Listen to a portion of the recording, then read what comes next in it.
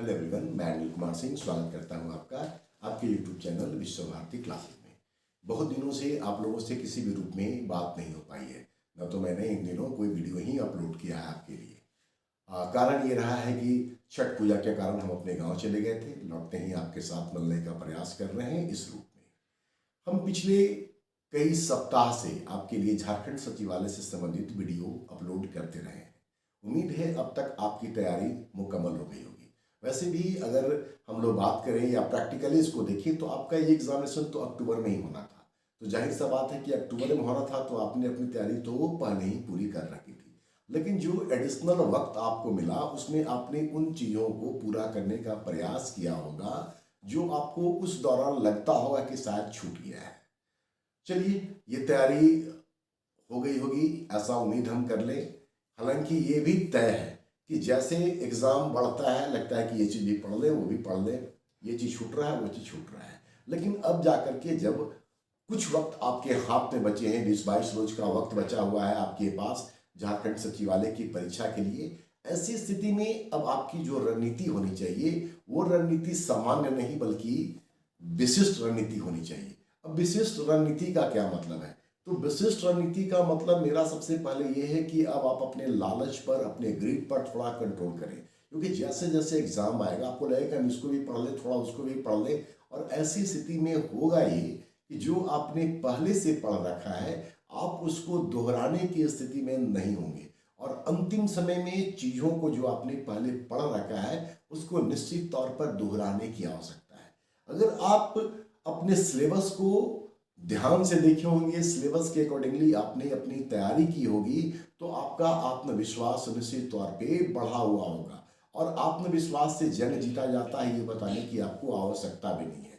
लेकिन सारी गड़बड़ियां तब होती हैं जब एग्जामिनेशन हॉल में हम बैठते हैं और आखिरी वक्त में हम लोग पैनिक होने लगते हैं, नर्वस हो जाते हैं, घबराने लगते हैं, और जल्दबाजी में सारा काम करके हम लोग सब कुछ गड़बड़ कर देते हैं। एग्जामिनेशन हॉल में आपको बिल्कुल भी शांतित होकर के बैठना है, और ये तभी पॉसिबल है जब आपने पहले पढ़ रखा है। अगर आपने पढ़ रखा है तो यकीन मानिए एग्जामिनेशन हॉल में आप कभी भी पैनिक वाली स्थिति में बिल्कुल भी नहीं होंगे। आपका अंतिम परीक्षा तो उसी दिन होना है कि आपकी जो तैयारी थी वो किस हद तक सफल हो रहा है, वो लास्ट डे मालूम होगा। पीछे आपने क्या कुछ पढ़ा है, नहीं पढ़ा है, अगर उस दिन आपने ठीक से परफॉर्म नहीं किया तो सब कुछ खत्म हो जाएगा। इंडियन टीम का हाल हम लोगों ने देखा कि हम लोगों ने सोचा था कि 10 मैच जिस तरीके से हम लोग जीत रहे थे, फाइनल में हमारा ये अंजाम होगा। खैर, ये एक दिन होता है, उस दिन आपकी रणनीति अगर पुख्ता नहीं है, अगर आप नर्वस हो गए हैं, आप में विश्वास की कमी है, या फिर अगर आप अति आत्मविश्वास, ओवर कॉन्फिडेंस से ग्रसित हैं, तब भी ये प्रॉब्लम हो सकती है। कूल, काम और कंपोज सफलता का ये मूलभूत जो चाबी है, की है सफलता का, इसको आप लेकर के चले। अब बचे हुए दिन में जैसा कि मैंने आपको कहा कि आपको अपने ग्रीड पर, अपने लालच पर नियंत्रण रखना होगा। अब सारे चीज़ों को आप पढ़ने का बिल्कुल भी प्रयास न करें, या ये नहीं करें कि ये चीज़ छूटा हुआ तो इसको भी देख लें, बल्कि जो चीज़ें आपने पढ़ रखा है अब आप उसको बचे हुए इन 20-22-25 दिनों में दोहराने का काम कीजिए। इसके अलावा आपकी रणनीति में ये बात खास तौर से होनी चाहिए कि आप अपने सिलेबस में उस सेक्शन को जरूर फोकस कीजिए जहां से निश्चित तौर पर क्वेश्चन आने हैं, चाहे वो आपका सामान्य अध्ययन का 30 नंबर का क्वेश्चन हो, सामान्य विज्ञान से हो, कंप्यूटर से हो, मेंटलिटी से हो, या फिर झारखंड से हो।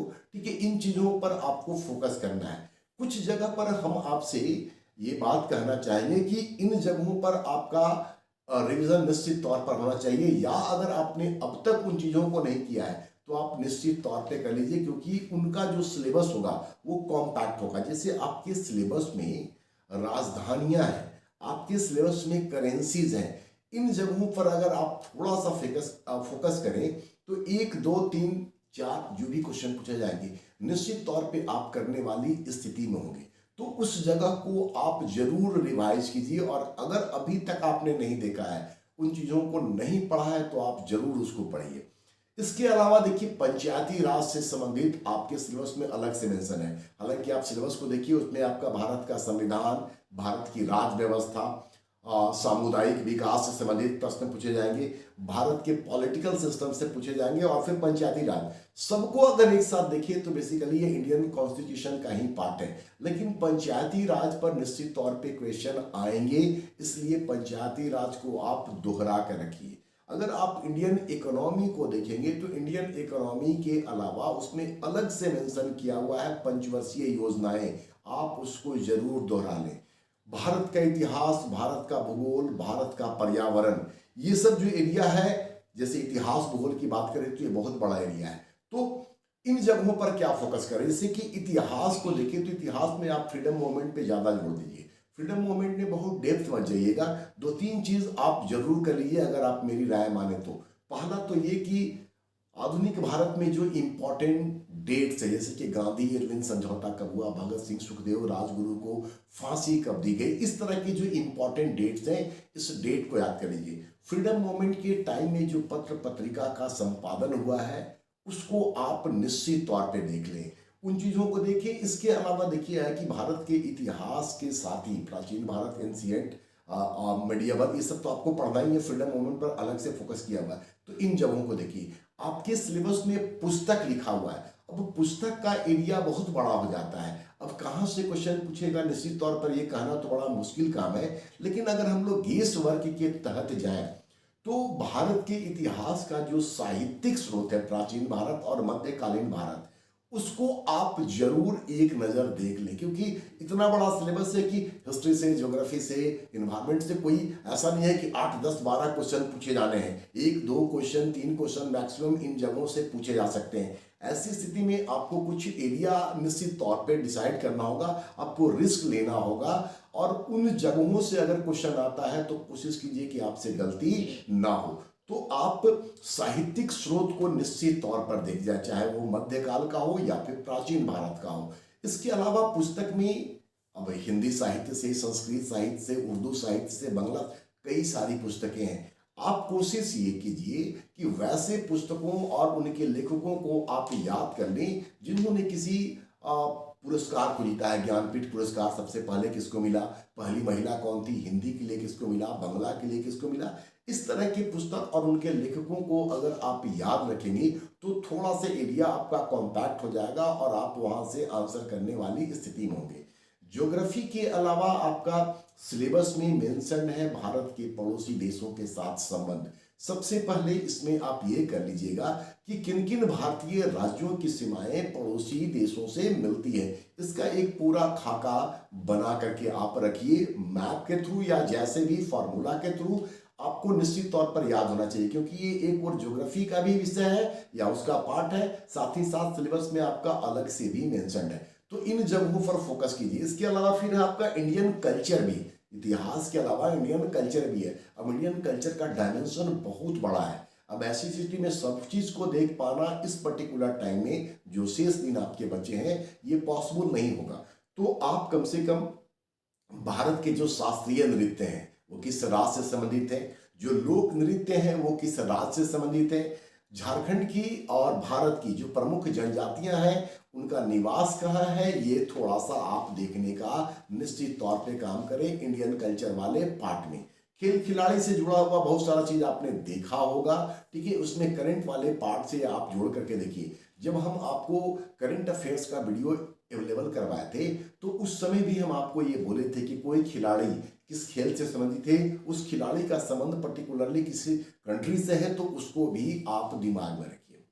करंट अफेयर्स में अवार्ड का सेक्शन बहुत इंपॉर्टेंट होता है, इसलिए उस पर मतलब एक नज़र आप जरूर उसको देखने का काम कीजिए। इसके अलावा आपके एग्जाम से पहले G20 का समिट भारत में हुआ है, तो G20 से जुड़े हुए इंफॉर्मेशन को आप निश्चित तौर पर देखने का काम कीजिएगा। एशियन गेम हुआ है चाइना में, उस पर नजर रखिए, वो सब एरिया है जहां से क्वेश्चन का हम लोग उम्मीद कर सकते हैं। तो जनरल साइंस में इन चीजों पर आप एक नजर जरूर डालने का प्रयास कीजिए। भारत के इतिहास का पूरा फ्रीडम मूवमेंट या पूरा एंशिएंट और मेडिएवल अगर इस वक्त पढ़ेंगे तो आपको पता है कि कितना लंबा चौड़ा सिलेबस है, आप कवर अप नहीं कर पाएंगे। तो जिन चीजों को मैंने फोकस किया है आप कोशिश कीजिए कि वहां पर आप देख लें। इसी तरीके से कंप्यूटर में अगर आप जाए तो कंप्यूटर में देखिए आज का जो युवा पीढ़ी है, आप लोग जैसे जो लोग हैं, कंप्यूटर से और मोबाइल से बहुत अच्छी तरीके से वाकिफ हैं, तो उसके एप्लीकेशन से जुड़े हुए क्वेश्चन पूछे जाएंगे और मुझे उम्मीद है कि आप लोग उसको मैक्सिमम सॉल्व करने की स्थिति में होंगे। यहाँ पर हम एक बात अवश्य कहना चाहेंगे कि कंप्यूटर से जुड़ा हुआ जो शॉर्टकट की होता है वो आप निश्चित तौर पर याद कर लें। फिर है कि यूट्यूब का आविष्कार कौन किया, तो इंटरनेट का कौन किया, इस तरह की चीज़ों को भी आप एक जगह रखें। विज्ञान में प्रगति, इसमें आप आविष्कार और आविष्कारक को एकदम ध्यान में रखें। इसी तरीके से मेंटल एबिलिटी वगैरह को भी एक बार फार्मूला बेस्ड जो है उन चीज़ों को आप दोहरा लें। झारखंड से आपको 40 क्वेश्चन पूछे जाने हैं। अब झारखंड में उसके इतिहास भी है, उसके भूगोल भी है, उसके बाकी पहलू से भी प्रश्न पूछे जाएंगे। ऐसी स्थिति में बचे हुए टाइम में आपको कुछ खास एरिया पर निश्चित तौर पे ध्यान देने की जरूरत है, उन चीज़ों को बार बार दोहराने की आवश्यकता है। जैसे झारखंड के इतिहास में आप जाए तो सबसे पहले ट्राइबल मूवमेंट को आप जरूर देख लीजिए, उनका नेता कौन था, ये शुरू कहाँ हुआ, उसका एरिया कहाँ था, इन चीज़ों को फ्रीडम मूवमेंट से जोड़ करके आप झारखंड को अवश्य देखने का काम कीजिए कि सिपाही विद्रोह कहाँ से शुरू हुआ, कहाँ पर किसने नेतृत्व किया, विद्रोह को सप्रेस करने के लिए सैन्य कमांडर कौन आया, इन चीज़ों को देखिए। इसके अलावा झारखंड के इतिहास में असहयोग आंदोलन में योगदान, सविनय अवज्ञा में, भारत छोड़ो आंदोलन में, इन चीज़ों को देखिए। अलग से संथाल विद्रोह, कोल विद्रोह, ताना भगत, बिरसा आंदोलन, थोड़ा थोड़ा एक नज़र जरूर रखिए सो दैट कि जो इम्पोर्टेंट चीज़ें हैं आपसे छूटे ना। झारखंड के कल्चर में जाए तो झारखंड का कल्चर बहुत डाइवर्सिफाई है, ठीक है, लेकिन बचे हुए टाइम में आपको झारखंड के लोक नृत्य इसको जरूर देख लेना चाहिए। झारखंड के मेला और त्योहार को आपको बिल्कुल भी देख लेना चाहिए क्योंकि यहाँ से उम्मीद किया जाएगा। झारखंड के जो प्रमुख साइट्स हैं उसको आप जरूर देखिए। झारखंड के भूगोल में माइंस वगैरह से जुड़ा हुआ चीज कि तांबा का है तो लोहा का है, अवरह का है, इन चीजों को देखिए, एक सूची बना करके और लास्ट में उन जगहों पर ही फोकस कीजिए जो अभी तक आपने पढ़ने का काम किया है। नई चीजों की ओर आप जाएंगे तो ये हो सकता है कि जो चीजें आपने इतने महीनों काम करके याद करने का, पढ़ने का काम किया है, लास्ट में आप उसको मिस कर जाए। आप उसको एक बार निश्चित तौर पे दोहराने का काम कीजिए। देखिए, रणनीति बहुत आवश्यक होती है। बार बार हम दोहरा रहे हैं कि लालच पे अपना नियंत्रण रखिए। ये तय है कि जैसे जैसे एग्जाम का वक्त और सिमटता चला जाएगा, कम होता चला जाएगा, आपकी जेहन में ये बात आई है कि हम ये भी भूल गए हैं, वो भी भूल गए हैं। कुछ चीजें तो निश्चित तौर पे आप भूलेंगे, इंसान है, कोई खुदा तो है नहीं आप, ठीक है, हर इंसान भूलता है, आप भी भूलेंगे, लेकिन अगर आप दोहराएंगे तो ये संभावना कम होती चली जाएगी। और भूलने वाला जो दिमाग में आता है कि हम सब कुछ भूल गए हैं, ये उन्हीं को लगता है जो पढ़े होते हैं, क्योंकि जो नहीं पढ़ा हुआ है वो प्रेम चोपड़ा का जो डायलॉग है ना, नंगा खाएगा क्या और निचोड़ेगा क्या, तो वो वाली स्थिति आपके साथ है नहीं। अगर आपने पढ़ा है तो आपको ये जरूर जेहन में जाएगा कि आप कुछ भूल रहे हैं या सब कुछ पास आउट हो गया है। जैसा कि मैंने शुरुआत में कहा था, कूल, काम और कंपोज ये सफलता का मूल मंत्र है। अगर आप एग्जामिनेशन हॉल में बिल्कुल रिलैक्स होकर के बैठेंगे, खुद पर यकीन करना सीखेंगे, तो आप याद रखिए, आप एग्जामिनेशन हॉल में खुद को बहुत सहज पाएंगे। आप जल्दबाजी करेंगे, घबराहट में आ जाएंगे, तो आप जाना हुआ चीज को भी गलती कीजिएगा।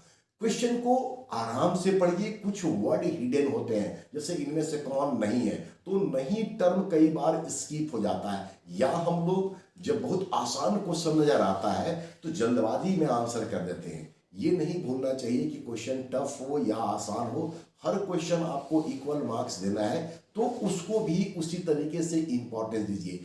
जानते हुए अगर आपसे गलती होगा तो लिटरली आपको बहुत अफसोस होगा। आप ये भी देखे होंगे कि एग्जाम दे करके जब स्टूडेंट निकलते हैं तो अपना काउंटिंग करते हैं तो उनका 90% और 80% होता है, और एक दो दिन के बाद वो फिर घट करके 60-65 के आसपास में चला आता है। रीजन यही होता है कि उस वक्त वो प्रश्न में जो बारीकियां छुपी होती है उस पर ध्यान नहीं देते हैं।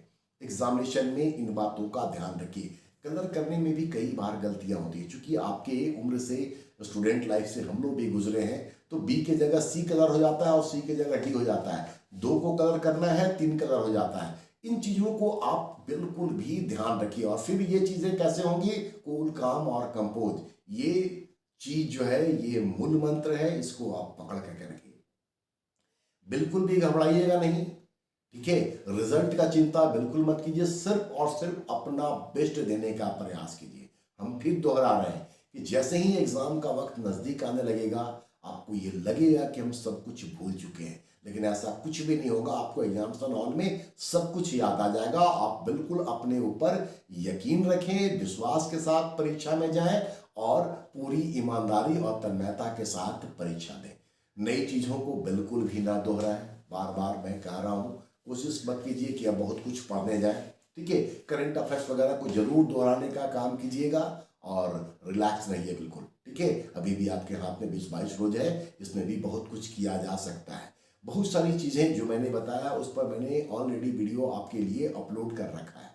अगर आपने नोट किया होगा, क्योंकि हम हर वीडियो बोलते हैं कि आप नोट कर लीजिए इन जगहों को, अगर आपने नोट नहीं किया है तो प्लीज एक बार जरूर देख लीजिए, क्योंकि आपके सिलेबस को ध्यान में रख करके ही मैंने कई ऐसे वीडियो बनाए हैं जो निश्चित तौर पे आपको लाभ देने जा रहे हैं। ऐसा हम उम्मीद कर रहे हैं और ईश्वर करे ऐसा हो जाए, ताकि आपको भी फायदा हो और मुझे भी संतुष्टि हो, ठीक है।